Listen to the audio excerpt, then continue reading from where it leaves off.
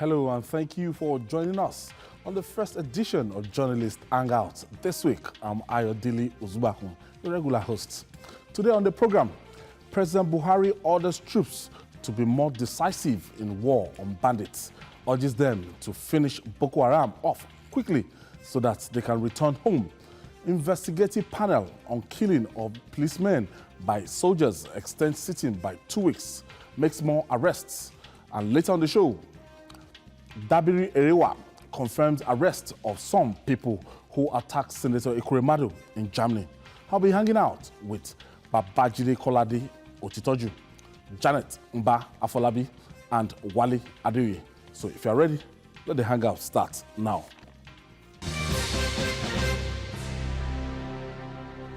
Thank you for joining us. Sometimes in life, one needs a little push to make things happen.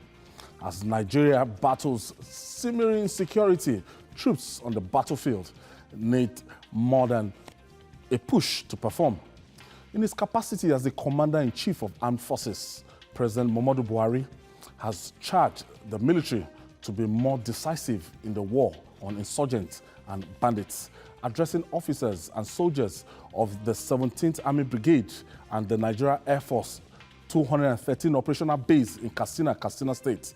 President Buhari ordered them not to spare bandits that have been killing, maiming, and extorting innocent citizens. He also urges the troops to finish Boko Haram off quickly so they can return home. But this is the second time I listened to that track by Mr. President, and Mr. President is not holding anything back now. What he's saying, I'm giving you direct order for the benefit of those Nigerians, those skeptics that they keep saying Mr. President has not been so decisive about the Fulani herdsmen, about the bandits and everything. So Mr. President is giving the military guys a go ahead. Come on, deal with them guys. I want you to root them out and bring an end to this madness. What do you make of this? This president has always told them to be decisive. This is not the first time that the president will give this kind of directive. It is up to the military to carry out the directive of the commander-in-chief comprehensively. I suspect that this is not what we are seeing across the country. And that itself could be based on a number of factors. If you don't have the right weapons, you cannot deal decisively on the enemy. The president was quoted as saying that the soldiers will be provided with the right weapons, using his words, the right weapons to deal with the enemy.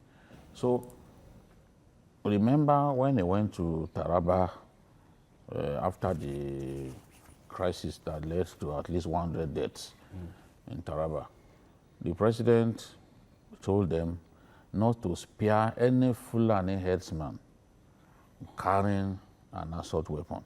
He said declared, I heard him because the forum where he made that remark was a public one.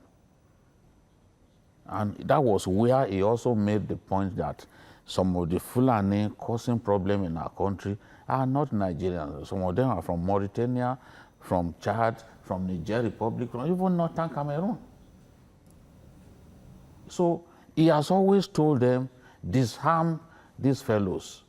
Don't allow these fellows to be killing Nigerians. Because whether we like it or not, as we have the Fulani who is a bandit, the same way we have the Yoruba man who is a criminal, who is a ritualist and all that. Catching up on this situation. No president, whether you are from his tribe or not, would fold his arm and watch you kill the same people that he swore to defend. So this is not a question of Fulani. If there are Fulani who are bandits, as we know there are so many, especially in Zamfara, the people kidnapping, going to farms to kidnap people are largely Fulani, almost 100%. So it's not a question of protecting his own race. He's saying wherever they are, deal with them. The directive is clear. So if we have patriotic soldiers, patriotic Air Force men, all they need to do is go carry out that instruction. It is very clear. And let the rest of us who are not inclined to kill people or necessarily live in peace. That's the message from the president.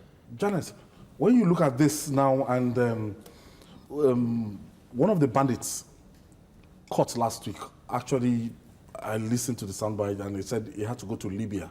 And he went to Libya, they went to go and train him how to assemble a K-47 rifle, how to dismantle it, and how to even disarm the security operatives.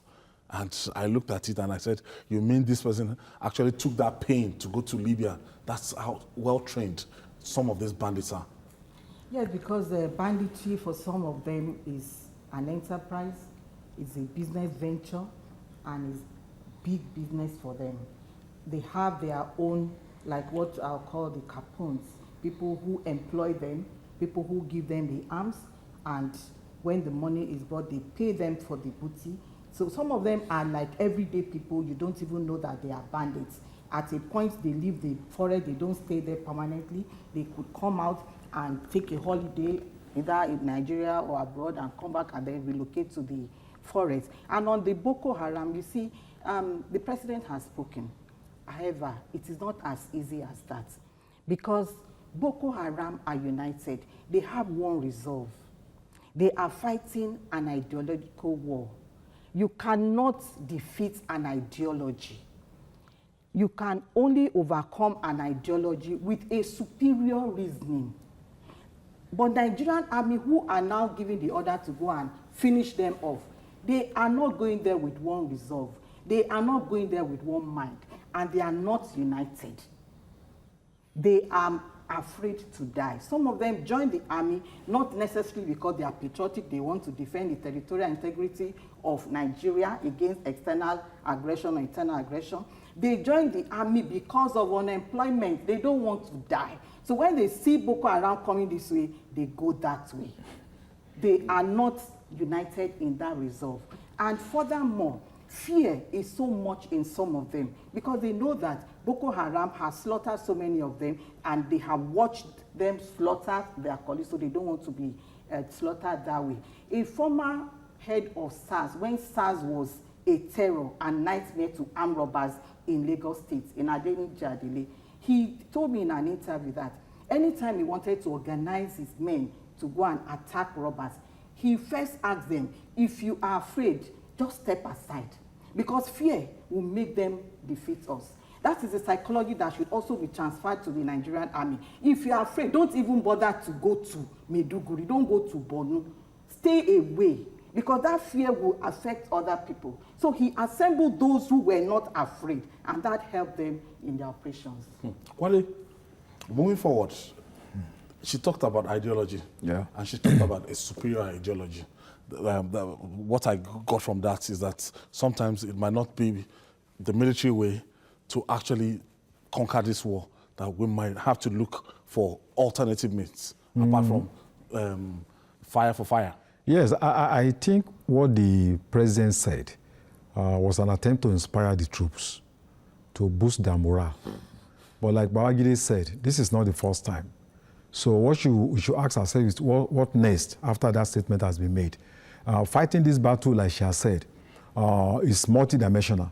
You have to fight the battle of poverty, because poverty itself is a breeding ground for extremism. You have to fight the problem of extremism in the realm of ideas, because when people are motivated by a belief system, it is very difficult to defeat such a group. And like I said about the morale of the soldiers, soldiers are not born, they are made. You may have very weak people joining the army, but with proper training, proper indoctrination, they can overcome those limitations. So I think the Nigerian army needs to improve on its training, on its morale, and also to enhance its capacity to be able to deal with this scourge. But I think overall, we should have foreseen this problem, because I was in Libya around 2010 when this problem started in the Middle East. And it was clear that I knew that Nigeria would suffer the consequence. A lot of Nigerians actually enlisted in the Libyan army. And when that problem started in Maghreb, in fact, a general was from Borno State, a Nigerian. And when this problem started in Libya, in the Maghreb region, that we knew that system collapsed under Gaddafi. We knew that there was no way Nigeria would not suffer consequences. So if we had had foresight, we would have known a very long time that with the collapse of the system in Libya and the Maghreb region, that there'd be a fallout on Nigeria, and we would have made preparations to stop that problem. So I think it's a big problem that we have on our hands, but with good coordination and determination, I think we can overcome the problem. Good coordination. Finally, Jide, on this, if we intend to, just solve the Boko Haram thing and these bandits, sometimes I like to classify them together, because when I look at the set of weapons and, the armory that these bandits are now deploying to fight, to prosecute their acts, and I feel that it's a very serious business now. Oh, of course, it is big business. For the bandits, it's a very big business. If a bandit or a kidnapper can make 120 million in one operation, that's what Hamisu Bala made in one operation, then you can imagine those who do it almost routinely, because what happens in Zamfara and Katsina is they just invade the community, pack the people, and then force them to pay ransom. This is what they do. So kidnapping and cattle rustling literally go together. So when they invade the community, pack your livestock, they still kidnap your people and then expect you to come and pay huge ransom. Remember those twin sisters that were kidnapped?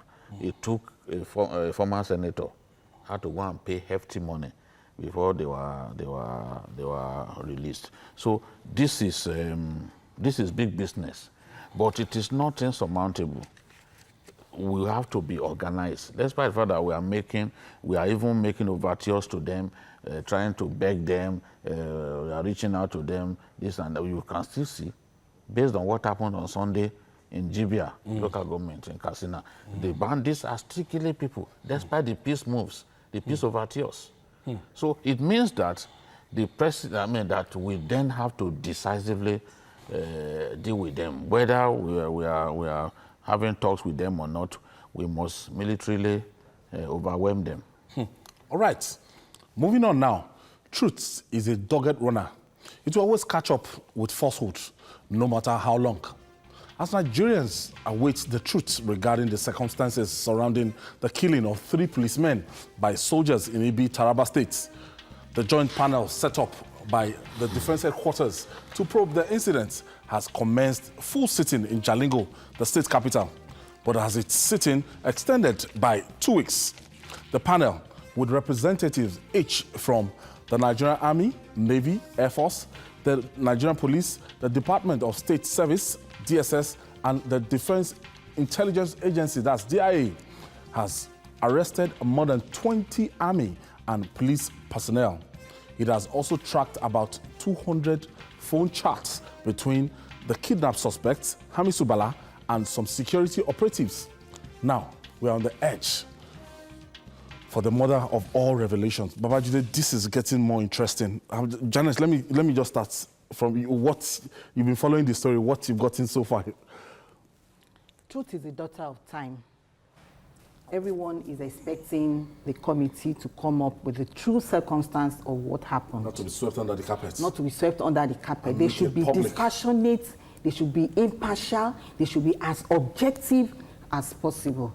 I know that as humans, they are not spirits, they cannot be 100%, but at least let them, yes, to be able to bring out the truth. Because the two sides, the army and the police, they are claiming different circumstances. Each party is trying to tell the story in a manner that will favor or exonerate him, each party. The police is saying that the policemen who went there, they were not on a covert assignment as alleged by the army. You understand what I'm saying? That they went there on official duty, and when they got there, they actually registered their presence at the state command, at the area command, and at the DPO, the divisional But the army may not be aware of that. That's just the angle that I can also see from there. They don't have to go and tell the army that we are in town. They are policemen, CIDs. They've gone to their own to do their job. But the army is claiming that, okay, you came on whether overt or covert operation. But at the point where you were stopped at the checkpoint, that they refused to stop, first one, second one, third one, that was when the shooting now started. So we were not there. Fire on 3 or 4 people and allowed one I want to go. So the police is now, I read the statement of the police. So it's very interesting. Yes, and you'll see another interesting area. The army in its press statement says, the first paragraph, he says that policemen who are suspected but later found out to be policemen on duty. But the second and the third paragraph, they kept on saying suspected.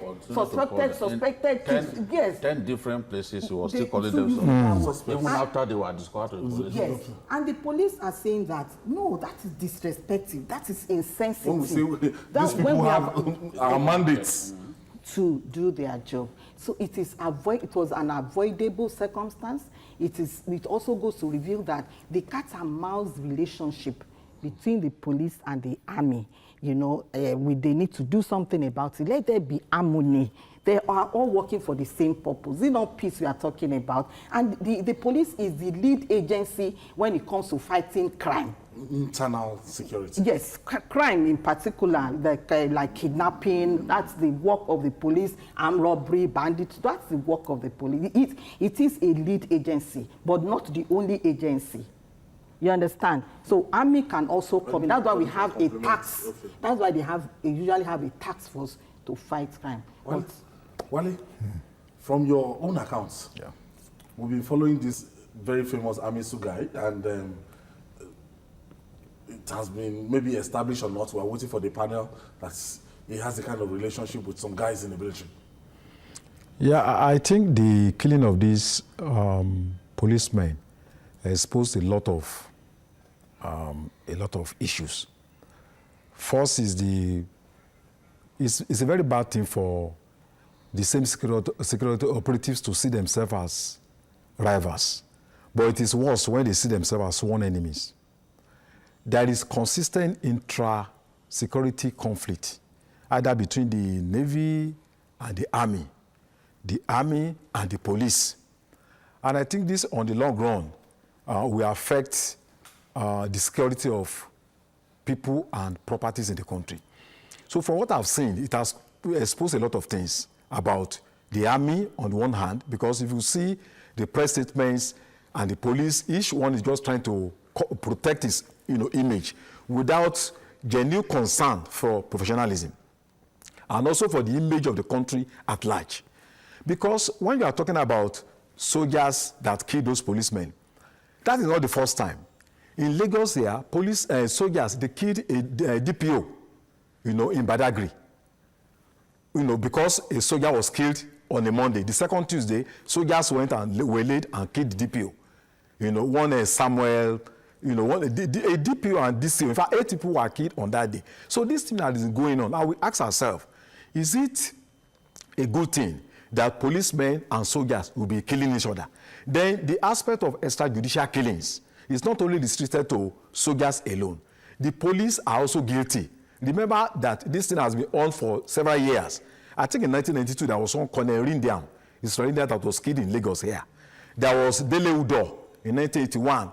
The Dawodu brothers, killed by police, not by soldiers. The Dawodu brothers. Recently, Awoshika, one banker, was also shot. And up to, we are unable to unravel the mystery behind all this killing. So the issue of killing Nigerians extrajudicially is a major issue that the army is culpable, the police is culpable, and this is what has happened now in this case. That people are just killed without trial, without being taken to court, and the police commit this offense at all times. So when they are looking at this kind of panel that they have set up, they have to come out with certain concrete decisions to ensure that the police and the army, avoid a situation where they will be taking the lives of innocent people without passing through the normal process. When you have found that somebody has committed a crime, the next thing is to arrest the person and take the person to court.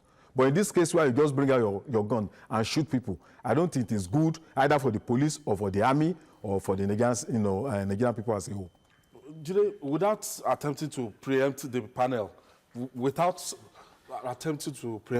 but what we're saying now is that at any rate, if the guys were to be kidnappers, they would have been disarmed, apprehended, and handed over to the police, not killing them extrajudicially.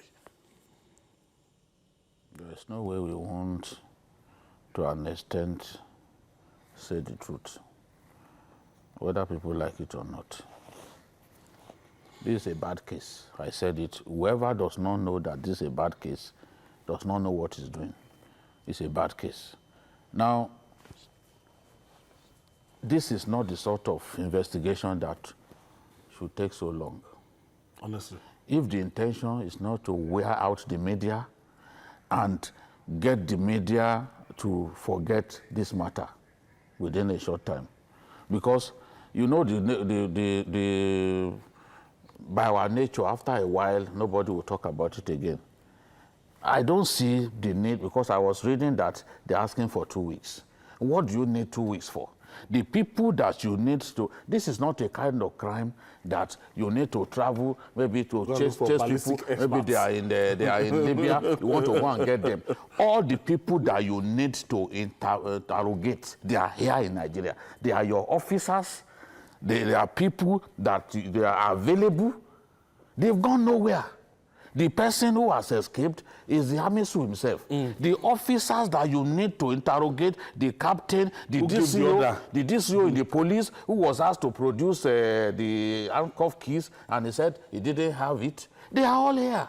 The police have taken in the DCO. The handcuff, okay. Yes, they have arrested 2 of their own persons, you know, for administrative or whatever, because anyone with a link to that captain in the police who interface with that captain, the police have arrested. And they've taken information. This is not something to last weeks. I mean, we are ridiculous people. This is a very, very straightforward matter. How did Hamisu escape? Honestly. And in a situation in which tied and legs. Look, those policemen introduce themselves.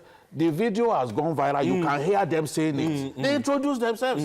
From the IGP office. And they still subjected them to that kind of inhuman treatment, dragging them on the ground. Nigerian heroes treated like that. If anyone thinks that... So one day, don't even die, defecated in the body, and they make sure they kill them. Yeah, no, if anyone thinks that this is a case where you can wear out the media, after a while, people like journalists hang out and others, they will not talk about it anymore. It's a life on the pit of hell. We will remain on it until justice is done. You know, we said that if justice was not served in the case of that rapist in the army, that we will not keep quiet. The army served justice quickly and handed him over to the police. It's the same treatment that will give this matter, because even Nigeria has been put to shame by this matter. Honestly. Yes, extrajudicial killings happen all across, but this is a different matter. A different matter because of the circumstances and things that happened. The phone calls that have been intercepted. Everything is now in the public domain. You know, everyone who can read the newspaper can even pass judgment in this matter. Yes, because those guys have come out. Someone invited me, said I should bring key. I don't have key. You are saying that, oh, probably they didn't even log this in the itinerary and all that. The record is there that it was logged. So what are we talking about? We don't need 2 more weeks on this matter. It's an attempt to deliberately waste the time of the Nigerian people. You don't need 2 weeks. Okay, I have my first caller on the line. EIBEN is calling us from TARABA State. Thank you for joining us, EIBEN. Yes, good evening. Good evening. I want to appreciate the wonderful job you guys are doing. I want to appreciate you for the wonderful job. I want to appreciate you for the wonderful job you are doing there. Thank you. Thank you. Babajide, good evening. Thank you. No, that name is not EIBEN, it's EIBEN. I want to contribute in respect to what happened in Ibi. Actually, it was very touching. It's a touching something. Our security men are not doing the right thing, most especially the army. What they did to policemen is too pathetic, because if you look at the incident, actually it was a plan something.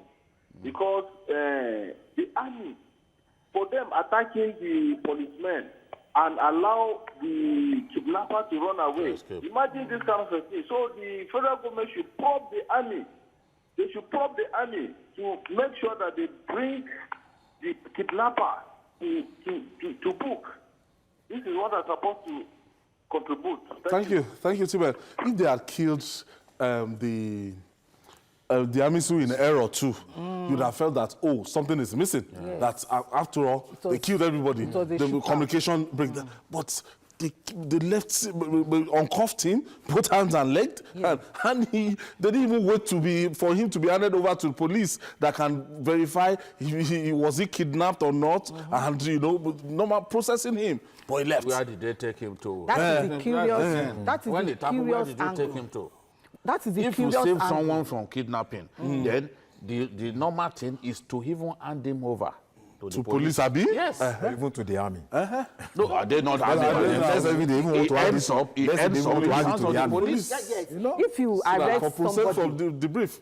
Okay, they are claiming that they wanted to rescue a kidnapped, someone who was kidnapped, isn't it? That's a kidnapped victim. Now, you have rescued him. The normal thing is for you now to take him to the nearest police station and hand him over to the police. That's for the police to continue, the whole because investigation. the army is not supposed to be the one prosecuting or writing the statement for the kidnapper. So, and another curious thing is, where is the man? You know, the police is saying that they have lost a great team because they have invested so much in the training of those teams, and they have used their training to unravel and to arrest top cases. The Evans one is there, the Daura, the Buhari in-law, the Daura, and the 13 terrorists that were involved in the Chibok girls kidnap. So these are some of the high-profile cases they were able to unravel, and now they are wasted. The investment is gone, both human investment and capital investment and financial investment. So they need to now retrain policemen who will take over from this. And it's not easy. It's not easy. It's not a day's job. It's not a day's job.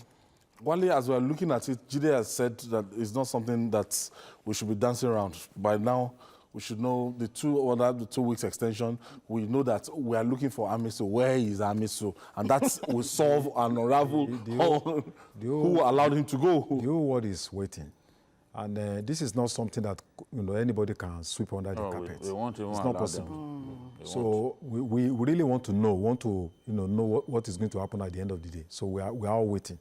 We are anxious to know the names of those soldiers. Then it takes time. If there is that kind of incident, it will take time for families to have escaped. Yes. Some minutes, some hours to drive away from that place. Who took him away from that place? Where did he go? Where is he now? So these are fundamental questions. Did you take his statement? Yes. Even if you had arrested him and you took him to barracks, you didn't take him to barracks, you didn't take him to the police station. So what? There's no record. No record. I have Taiwo is calling us from London.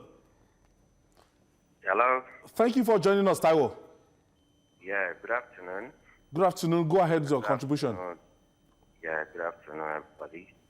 Yeah, good afternoon to Babajide and Jenny and Ayaso.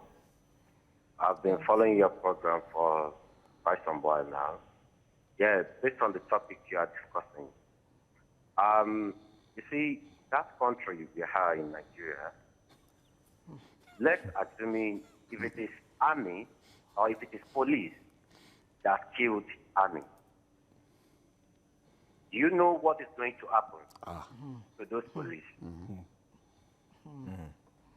It has been happening. They've been seeing themselves as enemies. It's not today. Our force, or the forces we have in Nigeria, have been seeing themselves as enemies for quite. Look at what happened in Oshodi some years back. When a policeman mistakenly shot an army, you know what happens to that police? Yes. They eventually killed at least more than 10 police. I was driving from airport that year. You're still in Nigeria that time. I stay in the police. I was the one that rescued 2 police They quickly pull off their uniform and ran into my vehicle.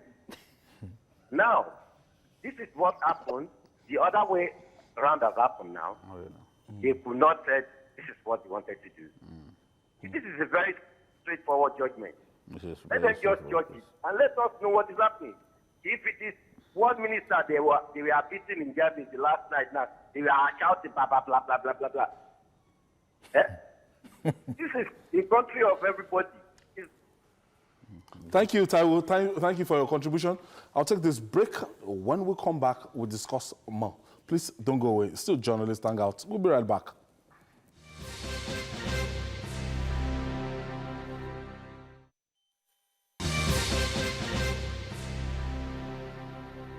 Come back. It's your favorite program, Journalist Hangout. We are reaching you live from Television Continental, and we are looking at the incident that happened some weeks back in Taraba State. That's the killing of 3 police officers. And Babajide, when a total evaluation of this, we're talking about cooperation between these agencies and security outfits, and we used to talk about 9/11. That before 9/11. Some of those agencies, they actually had the intelligence that something like this might happen, and they weren't sharing together. But after 9/11, they were able to recalibrate, and since that time, we've not seen something of that magnitude happening in the United States of America. Now in Nigeria, now moving forward, before this, we cannot just continue like this. EFCC is not working in sync with DSS, and the other day we saw what happened, and DSS, all our agencies. Let's stop imagining that it is lack of that it is lack of unity between the security agencies that caused what happened. That's not the cause of what happened. The cause of what happened was the fact that a bad egg, an aberrant army officer, decided to compromise. This is what happened. If you read that account, you discover that they said the crowd, majority of the people in the crowd, that they were military officers, that they were clapping. This is what happened. A policeman has been killed. This is what happened. It has nothing to do with disunity, lack of cooperation between the security agencies. So, no. One person decided to compromise.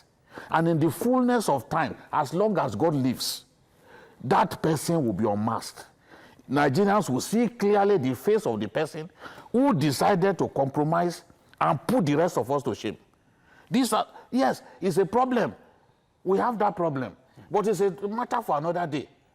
Extrajudicial killings are rampant in our country. It's a problem for another day. It's a topic for another day. This one is just one person compromising and causing the death of other people. And it happens even in the war front. You will find a soldier who compromise and go and provide information about troops movement to Boko Haram. It happens. So in such a situation, you now salute Boko Haram that they have excellent intelligence gathering mechanism. No, it's just a case of one person compromising and putting the lives of his colleagues in jeopardy. It has happened many times. Can you imagine a situation in which even the frequency through which security agencies are talking, you will now be hearing the voices of Boko Haram men who provided the code, who provided the frequency? Yeah. Yes, they are not supposed to be on the frequency. And the army in the past had arrested even their own men on suspicion of colluding with the terrorists. It's on record. If we just Google, you will see that in the past they had arrested people. When we lost soldiers in Malam Fatori, some soldiers were arrested, accused of conniving with the enemy. So it takes one aberrant army officer to cause the sort of thing that happened this last time. It's not. This one has nothing to do with interagency rivalry or this. No. By the time this whole truth is unraveled, Nigerians will see clearly that this was not a case of interagency rivalry. It was a case of somebody doing what the Yorubas call Ogbabodi. We'll see it. All right. We have another call. ONYEAMA is calling us from Delta State. Thank you for joining us, ONYEAMA. Yeah, good evening. Hello, ONYEAMA. Yeah, good evening. Good evening. Okay, go ahead with your contribution. Yeah, I just want to sincerely, from the bottom of my heart, I just want to thank Mr. Jide. This is not inter-party agency, inter-party rivalry. This is a coalition, somebody that wants to do evil to his people. He has a contact with the army man has a contact with the kidnapper. So he just wants to free the man, not inter-agency rivalry. Jide, may God continue to bless you. Amen. You are just saying the actual fact. Not until we beginning to tell ourselves the truth, that is where we can come out from this mess. Somebody somewhere, call yourself army captain, and you gave an order for your boys to. So all the things, let us call a spade a spade. They know what they are doing. Not inter-agency rivalry at all. God, with His infinite mercy, will fish him out one day, and He will pay the price. Okay, I think he's in police net, and he will be unraveled. His true identity. I mean, it's in their net, and it will be unraveled in the course of time. Janet, yes, moving forward. 2 weeks is not forever. 2 weeks is 14 days, and it's around the corner. It's counting already. So it's already counting. The clock is ticking towards the 2 weeks. So at the expiration of the 2 weeks deadline, we're going to hear what they'll say, whether they will be asking for extra time or not, like in football. But this time, it will not be given to them. Because, you know why? There are a lot of evidences, overwhelming evidences, videos and chats that had been released by Telecom between that captain and the people. And this is what the Abakari uses to deploy to bust. So they'll look at those chats unless they don't want to do the right thing. Wale? Well, we have to also ask Nigerian media not to give up. They need to show follow-up, interest in this case. The civil society also should show interest. We should do constant monitoring, and tracking of this particular case because it's of national interest, and everybody wants to see how this case is going to end.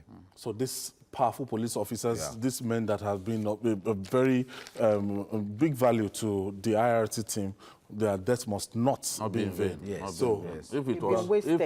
soldiers were killed in such circumstances, it's the same way that we will have fought for them. And I think those soldiers those policemen deserve national honor.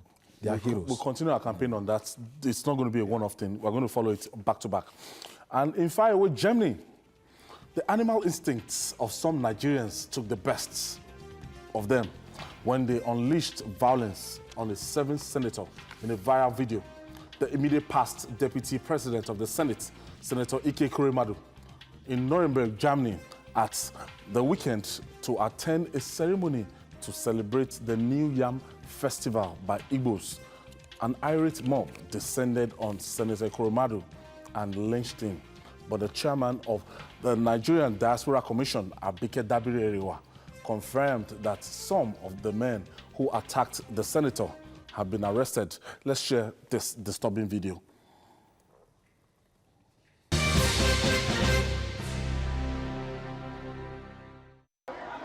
Ekweremadu ndị a na-egbu ya ila Biafra na ya bịara ebe a na-achụ ha ọsọ. So this is what Biafrans are doing.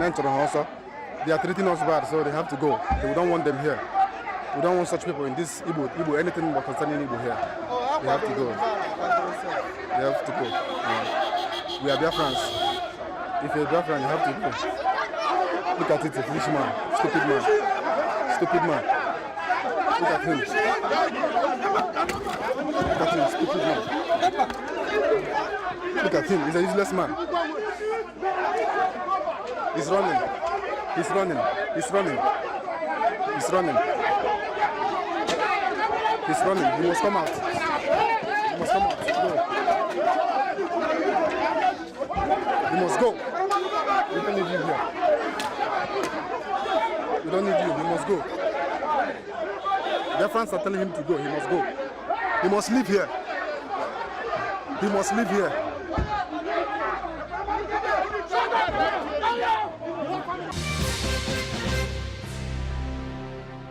But actually, when I told somebody earlier, when I showed, because this video, we got it from another source, it's not like the one that is going viral, that has gone viral already. That one is not, the camera angle of this one, you know, it's quite different. But when I told somebody, he said, why did you think Biafra was proscribed in Nigeria, IPOB was proscribed in Nigeria as a terrorist organization? When you see a senator of the Federal Republic and they had to pick up anything they could pick up and was lynched.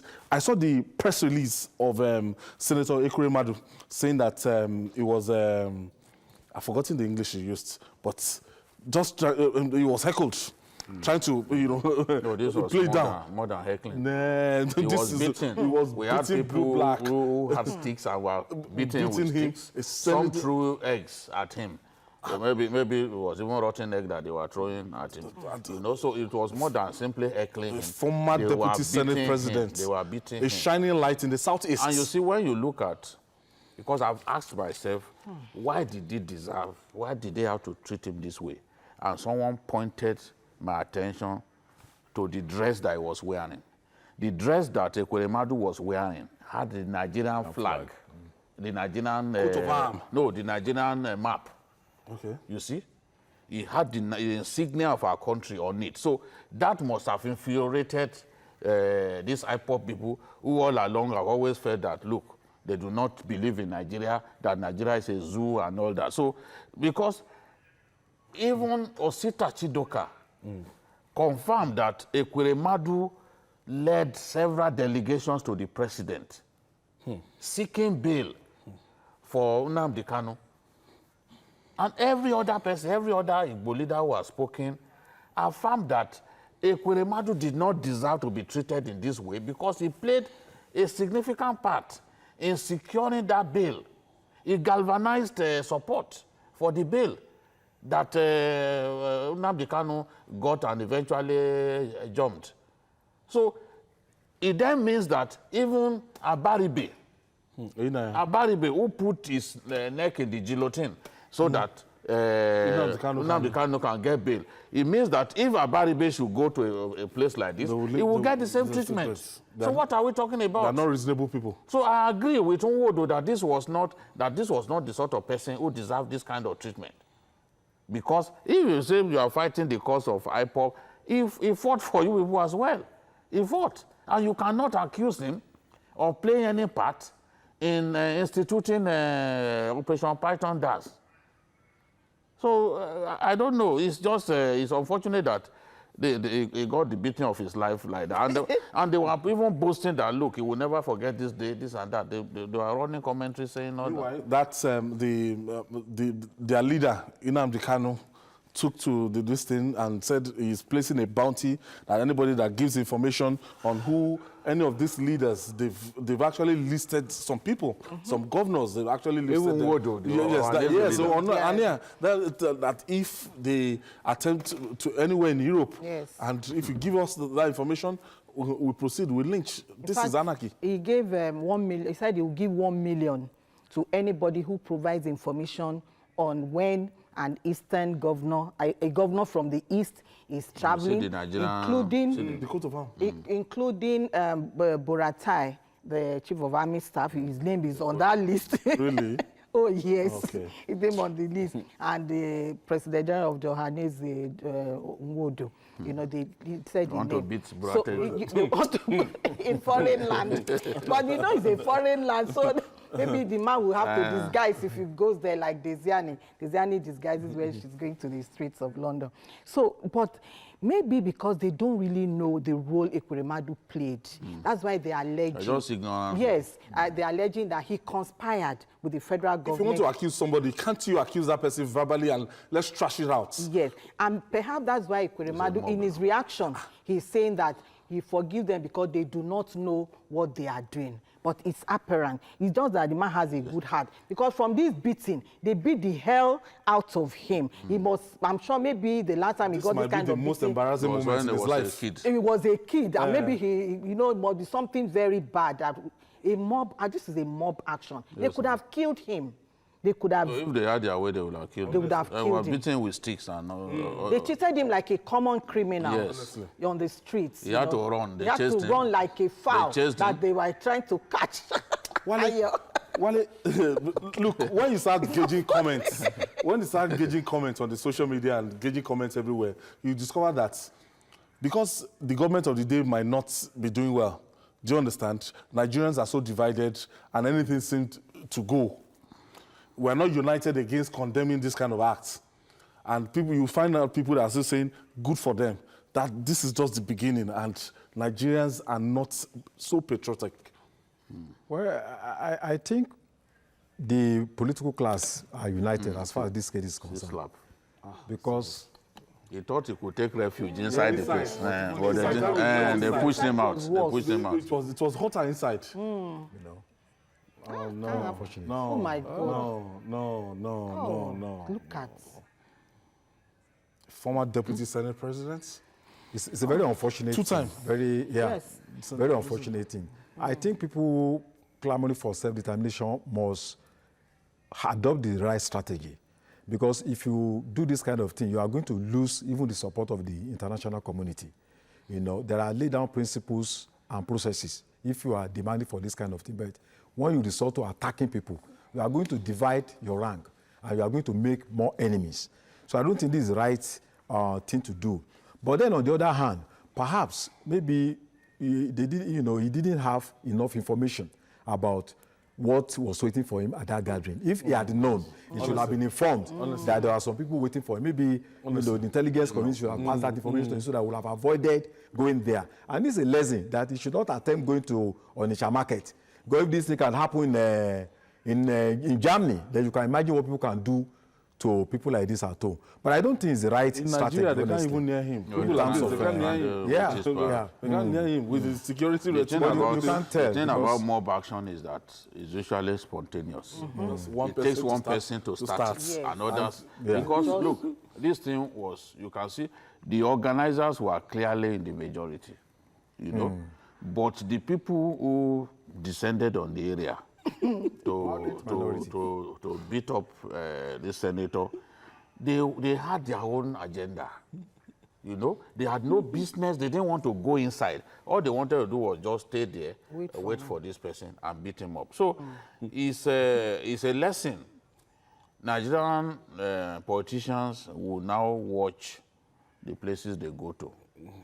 If you are not certain that you are thoroughly wanted, That international in trip that might not area, be... don't go there. If a few people see you, they are going to give you the Ekweremadu treatment. So if you are not certain that this place is not thoroughly safe, you don't have to go. So this is a lesson now. All of them will now be careful. But going by Ekwerimadu's antecedents, the role that he played, I can say that he did not deserve the treatment. And if you beat him up in that way because of the dress that he was wearing, because he had the Nigerian coat of arms, then it is shameful. Whether they like it or not, they are still part of Nigeria. The IPOB has not secured independence from Nigeria, so they are still part of the country that they call Zoo. So they have to live with that. And if they continue to attack innocent citizens, then I'm sure the security agents They know what to do. In Germany and other places know what to do. Okay, I have Otuma on the line from Lagos. Yes, hello. Good evening. Good evening. Thank you for joining us. Yeah, God bless you guys. You guys are doing a good job there. God bless you. Thank you. Well, in regards to the event that happened in Germany, I'm so ashamed of what happened. This is a senator of the Federal Republic of Nigeria, embarrassed in a foreign land. It's an attack on the institution of the National Assembly. I don't understand. In as much, if you have your